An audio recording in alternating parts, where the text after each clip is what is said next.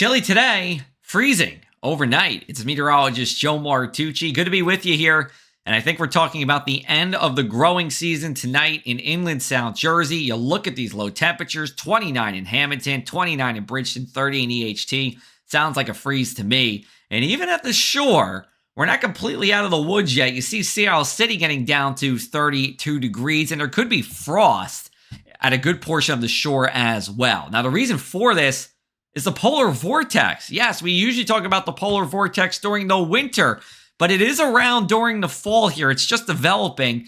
And as it breaks free from its typical spot right at the North Pole, it can send down some chilly, well below average air our way. And that's what's happening as the jet stream, the river of air that separates the polar vortex from some of this milder air, dips down into our area today.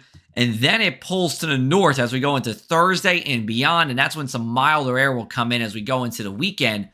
But we look at temperatures today, and we're about a dozen degrees below average for this time of the year. Now, we do have some showers to talk about in Ocean County, mainly early this morning. By noon, we see sunshine everywhere here, and then we'll be mostly sunny as we go into the afternoon. And then overnight, it gets to be clear here. Now, keep that in mind because that's going to play a big role into temperatures overnight. We look at our winds. These are sustained winds, 10, 15, 20 miles an hour here. So it does get breezy as we go into the afternoon. Even Cape May getting up to 25 miles an hour sustained. So the sand will be whipping on the beach. The winds will be blowing the leaves around everywhere. But then we calm as we go into Thursday morning, more 5 miles an hour inland. And because of that clear sky and the lighter winds, we're going to get some quick cooling overnight, enough to develop a freeze.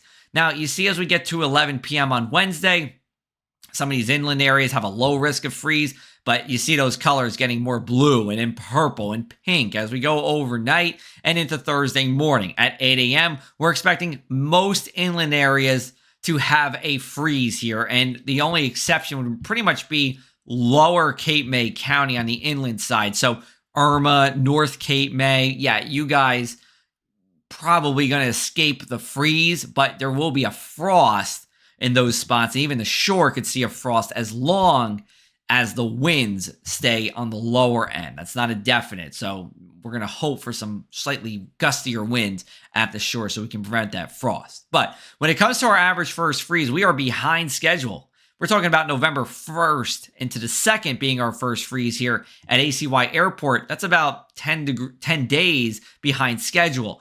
In Millville, we actually already hit 32 on October 24th, right on the average. And in Lower Township, if we get the freeze on Thursday, we would actually be ahead of schedule, but I do believe that they're going to avoid the freeze. You guys are going to avoid the freeze over there as we go into our Wednesday night.